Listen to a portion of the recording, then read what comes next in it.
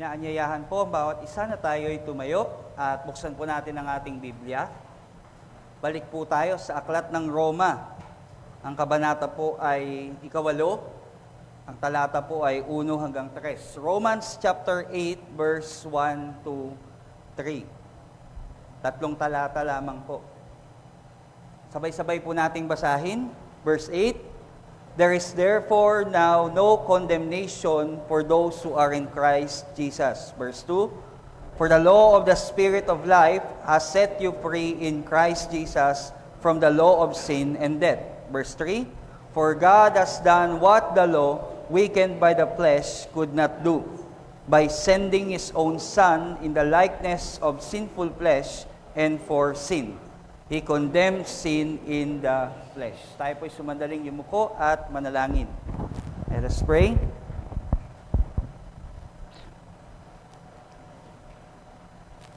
Dakilang Diyos, aming pong Ama na nasa langit, salamat po sa buhay at kalakasan na patuloy po naming tinatanggap mula sa inyo. At kami, Panginoon, ay nakalipas ang isang linggo na sinamahan, ginabayan at iningatan niyo po kami. At muli, ang araw pong ito ay pagkakataon, Panginoon, at pribilehiyo na kami po ay makapanambahan sa iyong dakilang pangalan. Kami, Panginoon, ay dadako na sa pangangaral ng iyong salita. Dalangin po namin ang patuloy na pagkilos ng banal na Espiritu sa aming kalagitnaan. Sa pangangaral po at aming pakikinig ay patuloy, O Diyos, na ikaw po ang manguna sa amin. Maganap po namin ang mga bagay na ito ng meron pong kagalakan, upang patuloy, O Diyos, na kami ay maging matibay at malago sa aming pananampalataya at maging mabunga, Panginoon, para sa iyong kaluwalhatian. Ngayon pa lang, pinagpapasalamat na po namin ang pagpapala ng iyong salita.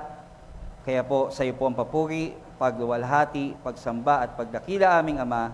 Sa pangalan po ng Panginoong Hesus, ang lahat ay magsabi ng Amen. Kakaupo po ang bawat isa.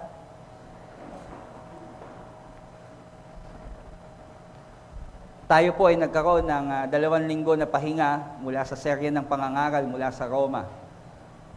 2 weeks ago, dumating po dito yung isang missionary, si Pastor Jim Robinet. And sinare niya sa atin yung Psalms 46. Yung Mighty Fortress is our God. Ang Diyos ay matibay na muog at sandigan natin sa oras po ng ating pangangailangan. At naka-encourage po ito sa bawat isa sa atin kasi ang buhay Kristiyano ay hindi po isang buhay ng pagdidibang o pagmamamasyal. Ang buhay Kristiyano po ay isang pakikipagbaka o pakikipagdigma. So nabigyan po tayo ng encouragement from Pastor Jim sa kanyang preaching on Psalms. At last week, nakapakinggan po naman natin yung patungkol sa ating Apostles' Creed, no? Na kung saan ay nasa Mark 16 tayo. At mahalaga po na ating kayang i-articulate yung ating confession of faith, no? Malinaw sa atin yung ating mga pinaninindigan na mga artikulo ng ating pananampalataya dahil ang isang Kristiyano po na sanay sa mga bagay na ito ay magiging matibay at magiging kagamit-gamit, especially sa tinatawag po nating pag-ebanghelyo. Kaya last week ay nakita natin yung second line dun sa Apostles' Creed na ibinahagi ni Elder Rexan. So ngayon po, patuloy tayo sa Romans. Nung una ko pong ibinabahagi ito kay Pastor Rolly, nasabi ko, Pastor, pakipag-pray ako dahil I would preach from the book of Romans. Nabanggit sa akin ni Pastor Rolly noon that it would take, kasi sa isang church po, parang 2 taon bago nila natapos po ito. And as I was reading chapter 8, 1 to 27, na-tempt ako na i-preach yung isang buhos ng chapter 1 to 27, pero nakita ko po na magandang himay-himayin ito. So I think nga, baka umabot tayo ng 1 hanggang 1.5 o 2 taon po sa Romans, which is good. Kasi ang Romans po is the masterpiece ni Paul when it comes to doctrine and theology. No? Mahalaga po yan sa buhay nating mananampalataya. So patuloy po tayo ngayon on the book of Romans. And we know that the primary theme sa book of Romans is justification by faith in Christ alone to the glory of God alone. Ang tinatawag po nating pag-aring ganap o pagpapawalang sala po sa atin ay sa pamamagitan lamang ng pananampalataya kanino? Kay Kristo At yung pong buwat na ang dulot po noon ay kaligtasan, kapatawaran at buhay na walang hanggan na nagbibigay ng kaluwalhatian sa Diyos. And previously, ewan ko kung naaalala pa po ninyo, yung last na sermon natin from Romans is yung pagtangis ni Pablo, yung kanyang 4 na lament. Bakit siya tumatangis? Kasi the Christian life is both joyful and sorrowful in a sense na yung ating nararanasan po na kalumbayan ngayon ay kalumbayan na buhat po sa ating patuloy na nagagawang kasalanan laban sa Diyos. So may lament po tayo na nararanasan, and that is good. Dahil yan ay isa sa mga evidences na genuine yung ating faith and repentance sa Panginoon. We are continuing in the faith, pero at the same time, we're continuing sa repentance. Kaya tama naman yung once saved, always saved, pero tandaan din natin, once saved, always repenting. Sa buhay pong ito ay patuloy po tayo na nakakaranas po ng tinatawag na kalumbayan, dulot po ng kasalanan na ating patuloy na nagagawa laban sa Diyos. Kasi di ba po, once na tayo nanampalataya kay Kristo, tayo ay binuhay yung spirito natin, dahil patay yung ating spirito, according to Ephesians 2. Wala tayong kakayanan magsisi sa kasalanan at manampalataya kay Kristo nung i-present sa atin yung gospel, wala tayong kakayanan ganon. Kasi patay tayo eh. Pero may milagrong nangyari na sinabi na ng mga propeta ito in the Old Testament. Kikilos ang banal na spirito sa mga pinili na makakapakinig ng gospel, bibigyan sila ng panibagong buhay ng espiritu, kung saan ay yun ang magiging dahilan kung bakit sila ay makakapanampalataya kay Kristo at sila po ay makakapagsisi sa kasalanan. So yung pong pinag-usapan natin na nakanasan ni Pablo, yung pong kanyang nakakanasan kapag lumalakad siya, yung kapag ginagamit niya po yung life in the flesh. Kapag nananaig yung flesh niya, yun yung nakakanasan niya, sorrow. Pero yung pag-uusapan natin ngayon is yung life in the spirit na. Nasabi ni Paul, di ba, kanyang pagbibilin dun sa huli ng ating pong sermon last time, na kung saan, kung tayo mamuhay ng ayon sa laman, mamuhay na tayo ng ayon sa Espiritu. And today, we would look at the blessings of living according to the Spirit or yung life in the Spirit. Sabi ko nga po sa inyo, yung verse 1 to 27, yun yung listahan ng pagpapala ng pamumuhay ng ayon sa Espiritu. And na-attempt po ko na 4 points na siya ngayon. Pero ang ganda po kasi kung hihimay-himayin natin. Alam niyo po, ito yung laging nababanggit ni Pastor Boy sa ating discipleship. Ito pong 4 na bagay nito. Alam niyo yung mga blessings of living in the Spirit? Unang-una is justification. Pangalawa is sanctification. Pangatlo is adoption. Pang-apat po yung glorification. Ang pamumuhay sa Espiritu ay mararanasan natin yung pag-aring ganap o pag-aring matuwid ng Diyos, justification. Pangalawa ay yung sanctification o yung pagpatuloy na pagpapabanal po sa atin. And then yung adoption na kung saan tayo po ay kinilala bilang tunay na anak ng ating Ama na nasa langit. And finally is yung glorification na magaganap na tinatanaw po natin sa hinaharap. Ano po? May 4 po na blessing in chapter 8 verse 1 to 27. Yung blessing of living in the Spirit o yung life in the Spirit is justification, sanctification, adoption, and glorification. And now, for the sake po na lalo nating malalim maunawaan ito, hihimay-himayin natin yung 4 pong yan. Unahin po muna natin this week, yung life in the Spirit is a justified life. Ang pamumuhay ng ayon sa Espiritu ay isang buhay po na kung saan ay inari kang ganap o matuwid. Yung justification is a blessing. Alam niyo, yung mga nasa sanlibutan, ang iniisip nila karagad laging blessing is yung magandang trabaho, yung pong malusog na pangangatawan, yung marami kang pag-aari, ikaw ay tanyag, yan yung blessing na naiisip ng mga nasa sanlibutan. All of that is temporal o pansamantala. Ngunit yung pong tunay na pagpapala ng isang na kay Kristo na namumuhay ng ayon sa Espiritu at hindi namumuhay ayon sa laman, ay meron pong pagpapala ng pag-aaring ganap or justification. Paulit-ulit ko na po itong na-preach before. Pag sinabing justification, ang isang tao na nagkasala ay kinilala na siya na matuwid. Wala nang pagkakasala. That is justification, no? At titingnan po natin ngayon, hihimay-himayin po natin. kung anong dulot ng justification na iyan. Kung tayo namumuhay sa Espiritu, mararanasan natin yung pag-aring ganap ng Diyos at meron pong tatlong kapahayagan yan. Una po, in verse 1, hayaan yung basahin ko po muli. There is therefore now no condemnation. Wala nang paghatol for those who are in Christ Jesus. Yan yung una po na tinatawag natin na blessing ng justification mula sa ating life in the Spirit. Siguro po magtatatlong taon na ako na pabalik-balik every Friday and Saturday sa Bilibid. Naging familiar na po ako sa kultura ng ating National Bilibid Prison. At meron po tayong naging isang estudyante diyan, graduate sa last year. At from medium, naging estudyante ko siya, ngayon nasa minimum na siya. So maaaring buwan na lang yung hinihintay niya at siya'y lalaya na, at according sa kanya, hahanapin niya yung church, dito po siya sa atin, magiging manggagawa. Nasa minimum na siya. At ito pong kapatid na ito ay nagtapos sa ating tinatawag na Life Discipleship Class last year. And ito pong kapatid na ito is pang 15th siya sa bibitayin after ni Leo Echegaray. Remember Leo Echegaray? Siya yung unang-unang Pilipino na kung saan ay nabitay through lethal injection. Hindi naman siya yung unang nabitay kasi dati silya electrica. Sabi noon, pag nagbibitay ng gano'n, amoy bacon daw yung tao na ano. So napaka-brutal, di ba ho? Pero napalitan to, di ba, ng ating batas naging lethal injection.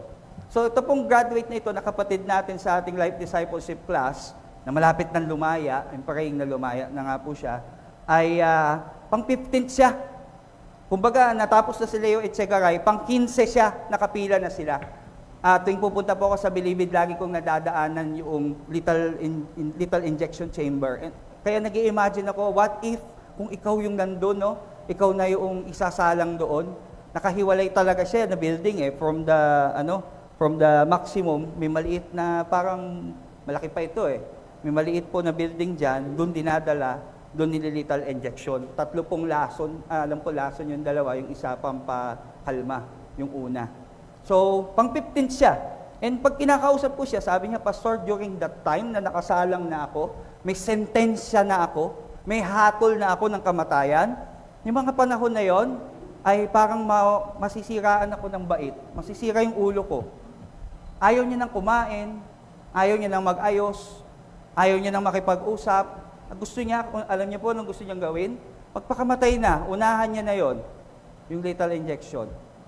Pero dahil po sa providensya ng Diyos, sa hindi po inaasahang pangyayari, allegedly, nalasing yung presidente natin. Allegedly, Sabi nila, nalasing daw yung presidente natin noon, which is si Joseph Estrada, at napapirma sa kanya yung pong papel na nag-a-abolish ng death sentence. Sabi po allegedly, hindi ko alam, pero yun yung sinasabi nga ng mga nandun sa Bilibid, no? Napirmahan yon, and then all of a sudden, yung mga nakasalang na yon ay hindi na bibitayin. And imagine po, kung ikaw yun na bibitayin na, grabe daw po yung hindi niya maintindihan na para bang bumalon sa kanya na pag-asa, na kagalakan, na wala na yung sentensya ko. And grabe daw po ang Bilibid noon, mapa-medium, maximum, or minimum, kumalampag talaga ang buong Bilibid. May tinatawag kasing kalampag. Pero in a nice way. Kasi kalimitan ng kalampag pag may riot yan Pag may nagpanaan, pag may nagsaksakan, kakalampagan yan. Pero ngayon, talagang para daw Pasko. Yun yung feeling, sabi ng mga inmates doon. Parang Pasko yung araw na iyon, na kung saan ay napirmahan yung pag-abolish doon po sa tinatawag nating death sentence through lethal injection. Well, yung sinasabi po ni Paul in verse 1, na sinasabi din sa atin, there is therefore now no condemnation for those who are in Christ Jesus. Ano yung condemnation na yan? Lahat po tayo ay sentensyado na ng kamatayan. Yun ang totoo. Kahit yung baby na parang napaka-inosente, wala pang nagagawang mabuti o masama, may sentensya na yon.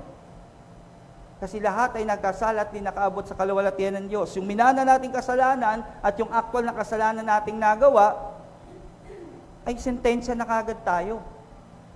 Lahat po tayo may sentensya na, and this is clear in the book of Romans, at 6:23 na lagi nating naiko-quote po ito sa ating evangelism. Lahat po tayo ay may sentensya na ng kamatayan, but the good news is, si Christ. Si Kristo po ang sinentensyahan na mamatay sa krus ng Kalbaryo, na kung saan ay nagtanggal sa ating sentensya ng kamatayan na walang hanggan doon sa impyerno. Napakasimple, napakadaling intindihin, ngunit napakalalim ng kahulugan po nito, that there is now no condemnation. Yung kaninang nabanggit ko po ay sentensya lang yon dito sa mundong ito. Pero meron pong mas matinding sentensya na kinakaharap ang lahat ng tao, yung pong sentensya na kung saan ay matuwid na paghatol ng Diyos sa kasalanan ng lahat ng tao. Kaya isang blessing po. If we live, kung tayo po ay namumuhay ng ayon sa Espiritu, tandaan po natin na nandyan po yung tinatawag na pag-aring ganap ng Diyos na nagtanggal sa atin pong condemnation o hatol. Life in the Spirit is a justified life. And that justification canceled our condemnation. Kasunod po, in verse 2.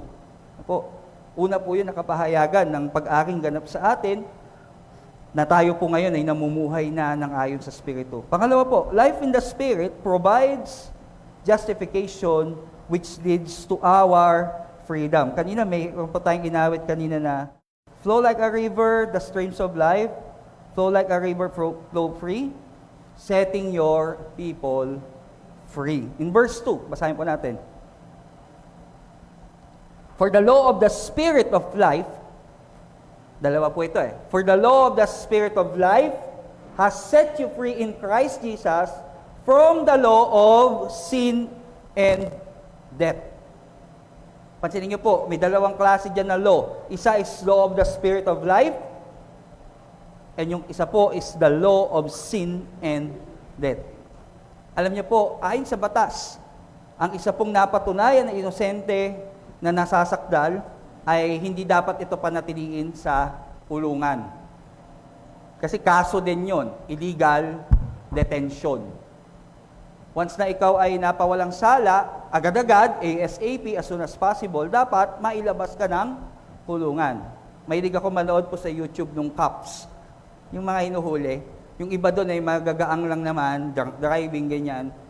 Magdamag lang yon. Hindi na pwedeng lumagpas pa, no? Kumbaga, kailangan mapalaya na kagad sila kung sila'y nakapag-bail o na-serve na nila yung sentence nila. Kailangan mailabas na kagad sa kulungan. Yan po yung tinatawag po natin na ayon sa batas din. Kaya ganun din, ang isang tunay na kay Kristo ay hindi na siya dapat nakukulong doon sa tinatawag na law of sin and death. Dahil sabi po sa teksto, siya ay pinalaya na sa pamamagitan ng Panginoong Jesucristo. Ano nga ba yung law of sin and death? Ano nga ba itong uri ng batas na ito? Napakasimple po. Kung nilabag mo ang utos ng Diyos, nagkasala ka sa anumang paraan, pagsisinungaling man yan o pagpatay, ikaw ay nasasakdal sa pagpaparusa ng walang hanggang pagdurusa sa impyerno. Di ba? Ito po yung presentation natin ng gospel. Law of sin and death, pag nagkasala ka, kamatayan. No one is above the law. Lahat tayo ay sakop ng law of sin and death. Ngayon ang tanong, ito yung interesting na tanong. Paano ngayon ang mga Kristiyano na hindi pa perpekto at patuloy pa ding nagkakasala? Are they still subject to the rule of the law of sin and death? Kung tayo nanampalataya na kay Kristo, tayo naligtas, pag nagkasala ba tayo, ay pwedeng mawala ang ating kaligtasan at tayo ay paparusahan pa din sa kasalanan ng ating nagawa. Ang linaw nung sabi nung text. Sabi po dun sa teksto, for the law of the Spirit of life has set you free in Christ Jesus from the law of sin and death. Yung pong batas na kapag ikay nagkasala, ikay parurusahan ng Diyos ng walang hanggan, ay hindi na po sakop niyan ang mga nakay Kristo. Isa pa po yan sa tinatawag nating kapahayagan ng justification o pag-aring ganap. Ayon kay Pablo, yung mga tunay na nanampalataya kay Kristo ay pinalaya na sa batas ng kasalanan at kamatayan. Ang mga kasalanan pa din po na patuloy na nagagawa ng Kristiyano ay hindi na po yan magdudulot upang ikaw ay hatulan ng Diyos ng walang hanggang pagdurusa. Good news yan. Kasi, aminin natin sa hindi, we still sin as Christians.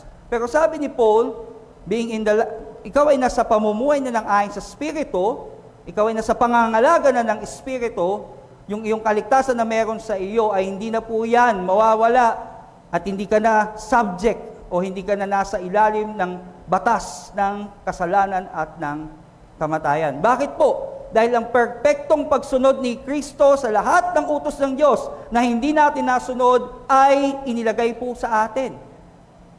Kaya nga, di ba, dati illustration natin, may ballpen. Yung ballpen, pag inipit mo sa Bible, at pinakita ko sa inyo, anong nakikita ninyo? Yung Bible o yung ballpen? Yung Bible na. Sa araw ng paghuhukom, si Kristo na ang nakikita ng ating Ama na nasa langit at hindi na po tayo mapaparusahan sa patuloy na kasalanan ng ating nagagawa. Pinalaya na kasi po tayo sa batas ng kasalanan at ng kamatayan. Ngunit, mga kapatid, walang tunay na Kristiyano na aabusuhin ang kanyang kalayaan mula sa batas ng kasalanan at kamatayan. Hindi mo pwedeng sabihin na, ganun pala eh. Wala na ako sa batas ng kasalanan at ng kamatayan. E di, anything goes na ulit. Hindi po. Ang isang tunay po na Kristiyano ay hindi niya gagamitin bilang lisensya sa pagkakasala na siya'y malaya na sa batas o kautusan ng kamatayan at ng kasalanan. Alam niyo po ba, yung ating pong freedom from the law of sin and death ay may kaakibat din na freedom to overcome sin. Hindi ka lang pinalaya doon sa kabayaran ng kasalanan. Pinalaya ka din sa kapangyarihan ng kasalanan, kaya ngayon kayo malaya na sumunod sa kalooban ng Diyos at hindi magpatuloy sa dati mong pamumuhay. Yung freedom from the law of sin and death ay yung pong kinatawag din nating freedom to live a holy life. Kaya nga, inuna na ni Paul yung lament niya for sin. Kasi dapat ganito tayo, bago niya ibigay yung truth na ito, na kahit magkasala tayo ay hindi na mawawala yung ating kaligtasan. Ngunit, i-check muna natin ating sarili. Meron na ba tayong pagtangi sa kasalanan patuloy nating nagagawa? At meron na ba tayong pagpupunyagi na mabuhay doon po sa banal na pamumuhay? At ito pong ibig sabihin ng life in the Spirit. Tayo po ay inaring matuwid tayo ng banal na Espiritu ng kalayaan from the law of sin and death sa batas ng kasalanan at kamatayan na kung saan ay hindi na natin haharapin yung pong paghatol ng Diyos na tinatawag po natin na walang hanggang pagdurusa sa impyerno. Pagkat binigyan na din po tayo ng kalayaan na mapagtagumpayan ng kasalanan at mamuhay ng merong kabanalan. Pangalawa po yan, sa tinatawag natin na life in the Spirit, na kung saan nandun yung blessing ng justification, at yung justification pong yun, una, wala na tayong hatol, no more condemnation. Tapos po nawalan tayo ng hatol and condemnation, patuloy pa tayo nagkakasala, ngunit wala na din po yung law of sin and death sa ating buhay because nandiyan na po yung law of the Spirit of life na kung saan ay ninanais na natin, na kung saan pinangungunahan tayo ng banal na Espiritu, ninanais na natin po na makasunod sa Diyos sa kabila ng patuloy na pagkakasalang ating nagagawa. At ikatlo po, basahin ko po yung verse 3. Last verse po tayo.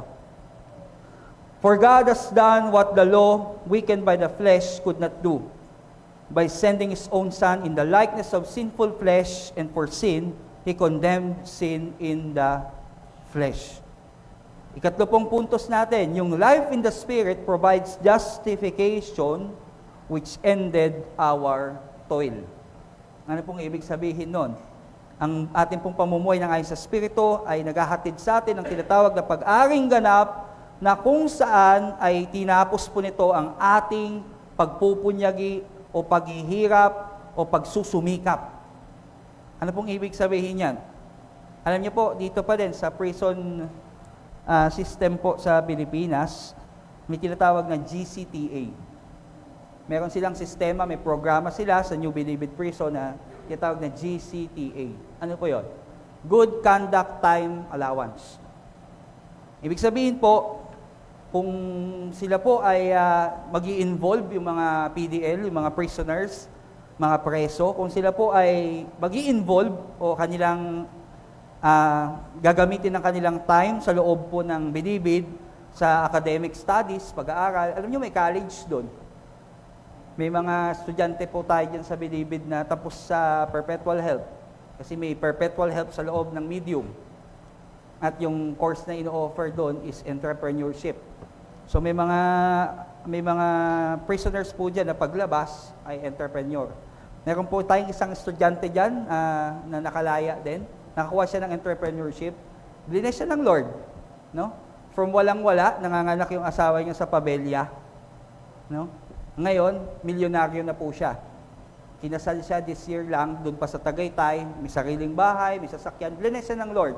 At bakit siya blinis ng Lord? Kasi malinaw sa kanya na ginagamit siya to provide baka sa mga ministries. Hindi man siya nagpatuloy, naging pastor o naging elder, blinis siya ng Lord, no? Dahil nakapag-aral din siya ng entrepreneurship, binigyan siya ng wisdom, ngayon po ay ginagamit siya ng Panginoon to finance yung mga needs sa loob ng Bilibid. So may tinatawag po na mga pag-aaral sa loob ng Bilibid. May talagang building diyan na sa perpetual help. O kung sila po ay i-involve nila yung kanilang sarili sa Bible school training, maraming Bible school po diyan. O kung magbo-volunteer service po sila, at marami pang mga good activities within the prison walls, kung mag-involve sila diyan, yung certificate na matatanggap nila, meron po yang numero. Ibig sabihin, yung Friday, nung graduate na 19, doon sa ating Life Discipleship class, yung binigay po natin sa kanila na certificate, yun ay meron pong kaakibat na pagbabawas sa kanilang sentensya. Good conduct time and allowance. So the more that they involve themselves sa loob po ng prison, sa mga good activities, mas mapapadali yung kanilang paglabas o yung sentensya po nila. Yan po yung tinatawag po natin na prison system natin, no? Yung ating training sa CGM, yung program na yon, ay maraming natulungan po ng mga preso.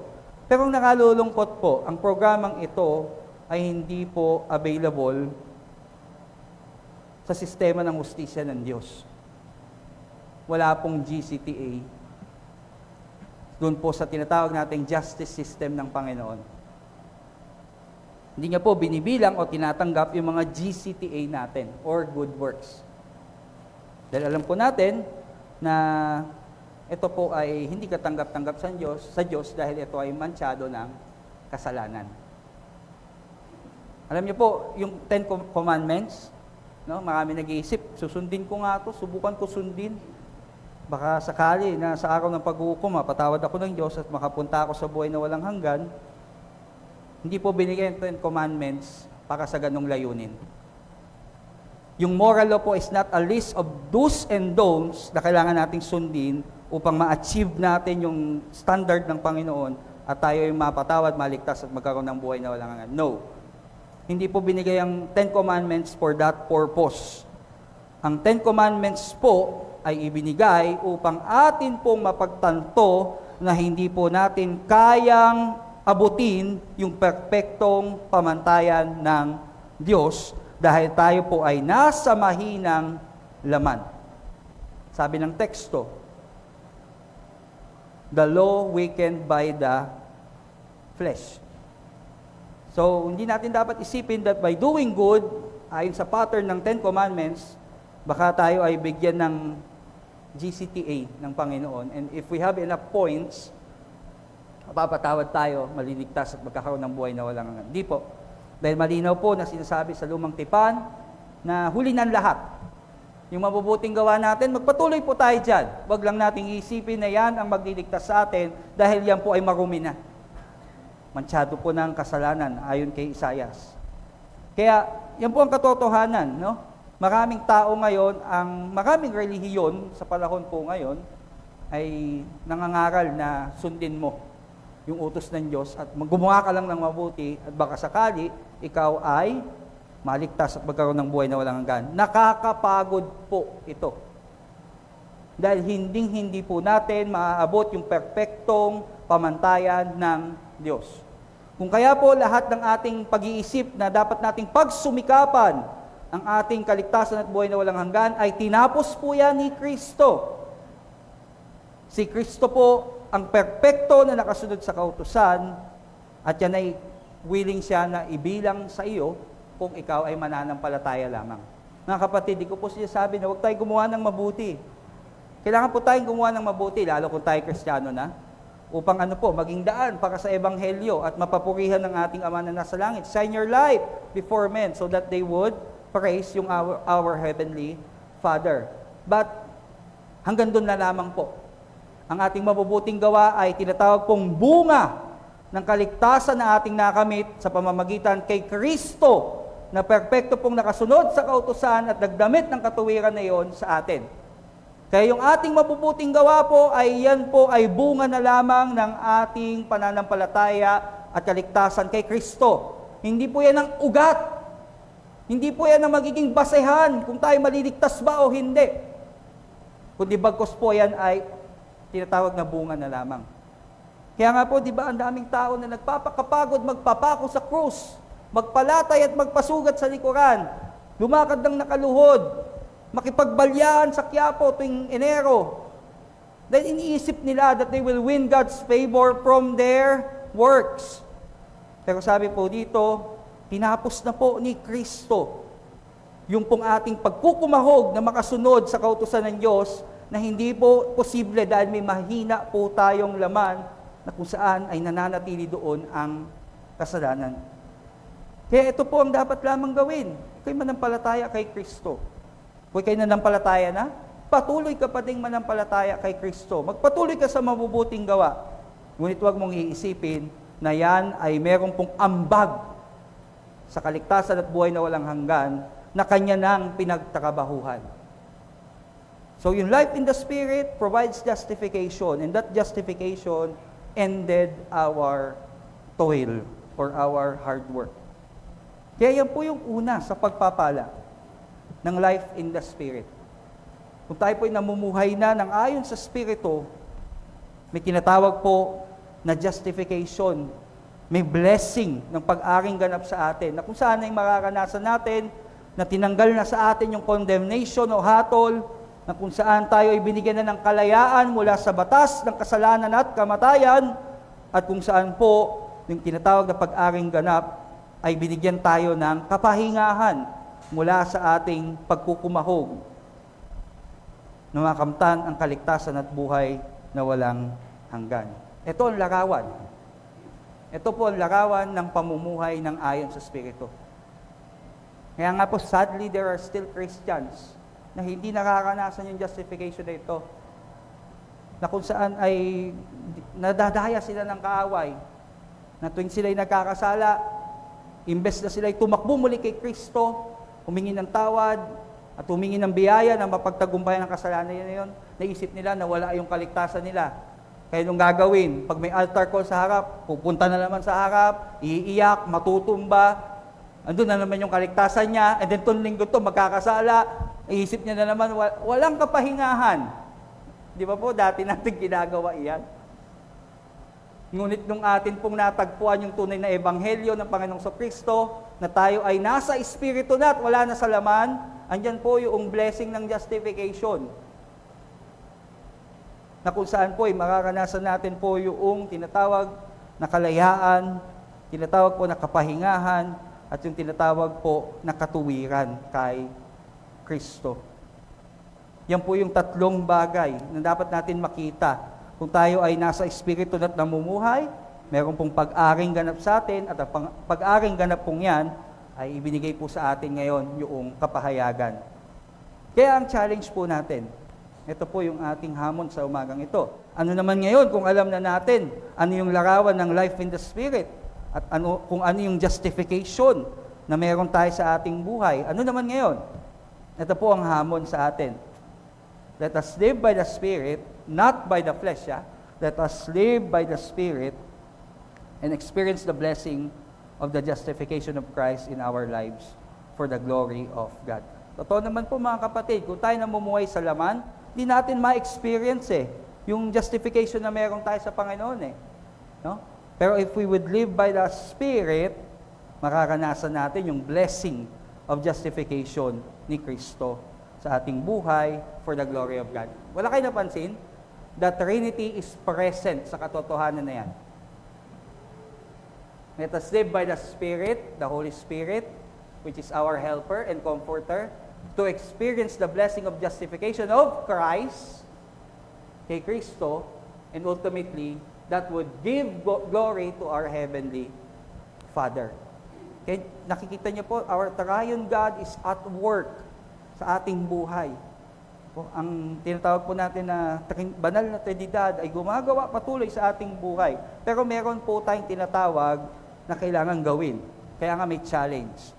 Let us live by the Spirit and experience the blessing of the justification of Christ in our lives for the glory of God. And of course, we will do this by the grace of God. Ang banal na Espiritu po, paalala ko lang po sa inyo, yung kasaysayan ng ating pong Kristiyanong pamumuhay.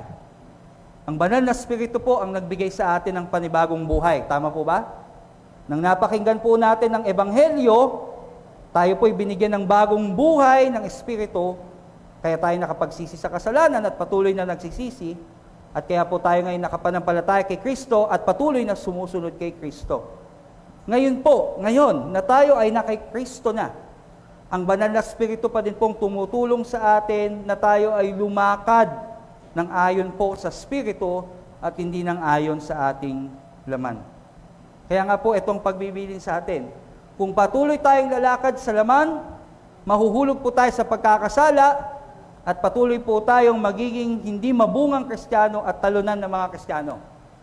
Kaya nga sinasabi po, let us live by the Spirit upang makalakad po tayo bilang mga inaring matuwid o ganap na Kristiyano at magbunga po ito sa ating buhay at maging matagumpay po tayong Kristiyano na magbibigay ng luwalhati sa Panginoon.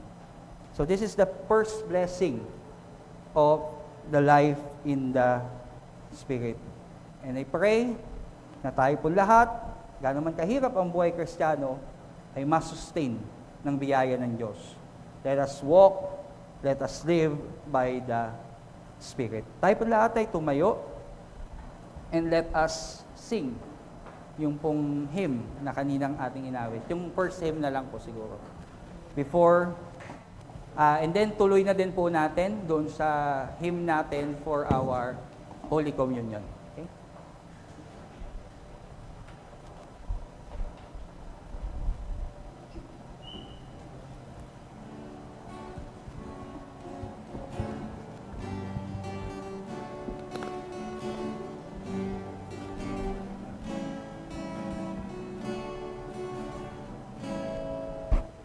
Spirit of the living God, you bring new life to me. Spirit of the living God, flow like a river through me. Spirit of the living God, you bring your life to me. Spirit of the living God, flow like a river through me. Flow like a river with streams of life. Flow like a river, flow free.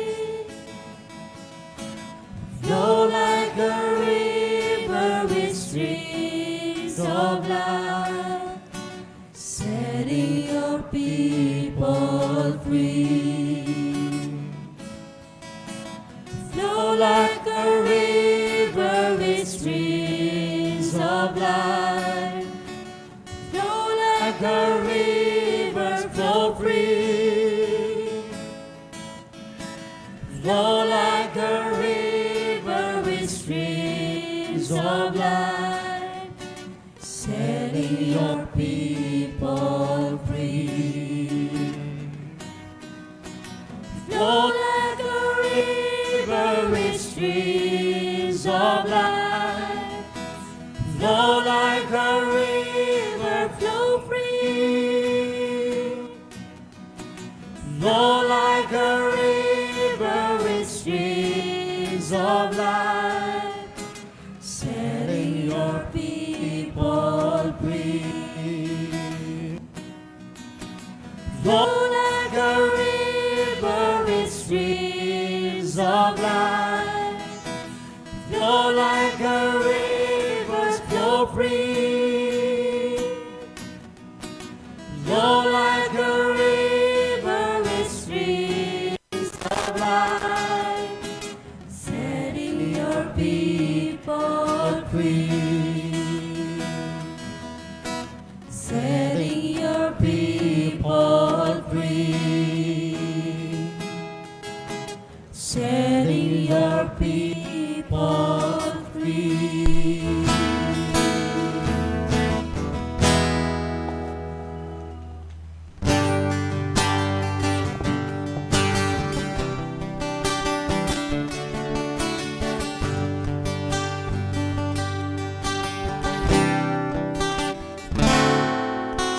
Sa ating Jesus, ang puso ko sa kasalanan nagawa laban sa'yo. Nagtatapat, sumasamo, tumulog sa harap ng banal mong trono. Lumalapit, di man dapat sa kabangalan mo. Biyaya, hawaan, kapatawaran sa'yo ay nakamtan ko, ating Jesus. Siya sa atin mo, Jesus, ang puso ko sa kasalanan nagawa laban sa'yo. Nagtatapat, sumasamo, tumutulog sa harap ng banal mong trono. Lumalapit, di man karapat-dapat sa kabanalan mo.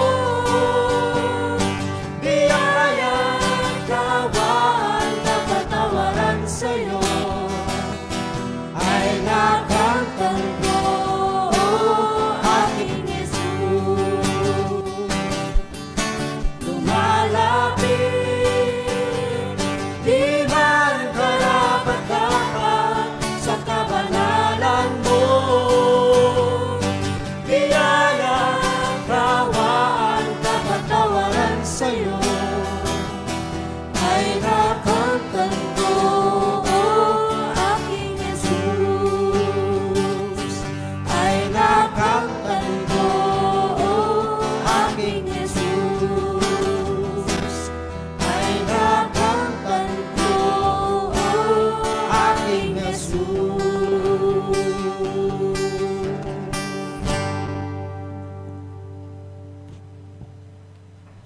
Tayo po muna ay manalangin. Salamat o Diyos sa pagpapala po ng iyong salita na amin po tinanggap sa umagang ito. Salamat sa pangungusap sa iyong bayan na kung saan ay patuloy, Panginoon, na ikaw ay nagpaalala, nagturo at nagtuwid at nagpalakas po sa aming buhay pananampalataya. Panginoon, salamat sa pagpapaalala na hindi na kami dapat mamuhay ng ayon sa laman, kundi kami ngayon ay may panibagong buhay na ng pamumuhay sa Espiritu. At salamat, Panginoon, sa pagpapala ng pag-aring ganap o ng justification na nagtanggal po sa aming hatol, na nagpalaya po sa amin sa batas ng kasalanan at ng kamatayan, at kung saan, Panginoon, ay nagbigay po sa amin ng kapahingahan sa aming pong pagkukumahog na abutin ang iyo pong pamantayan upang maligtas at magkaroon po ng buhay na walang hanggan. Salamat dahil patuloy, Panginoon, na itaas ang biyaya ng iyong pagliligtas sa pamamagitan ng aming Panginoong Jesucristo na siyang namatay sa krus ng Kalbaryo, na nagtanggal po sa aming mga hatol, at siya din pong namuhay ng perpekto, nakasunod sa lahat ng utos na amin pong lahat na nilabag upang kami, Panginoon, ay ariin na matuwid sa iyong harapan at makasama ka namin sa buhay na walang hanggan. Salamat, Lord, sa mga maluwalhating katotohanan na ito na madalas na amin pong nakakalimutan dahil po sa araw-araw po namin nakaabalahan o maging sa pakikipagtunggali po namin sa kasalanan at sa mundo. Salamat, Panginoon, dahil nandyan lagi ang iyo pong kaparaanan ng biyaya, ng pangangaral, na kung saan, O Diyos, ay patuloy na nagbibigay sa amin ng kalakasan upang makapagpatuloy sa aming buhay, pananampalataya at paglilingkod sa iyo. Sa umaga din ito, Panginoon, ay dadako kami sa banal na komunyon. Pangunahan niyo po kami dahil ang banal na komunyon ay isa ding kaparaanan ng iyong biyaya upang patuloy po naming maranasan ang iyo pong biyaya ng pagliligtas at habag sa aming buhay. Salamat, O Diyos, ito pong aming nagkakaisang panalangin. Ang lahat ng ito ay sa pangalan ng aming Panginoong Hesus. Lahat po'y magsabi ng Amen.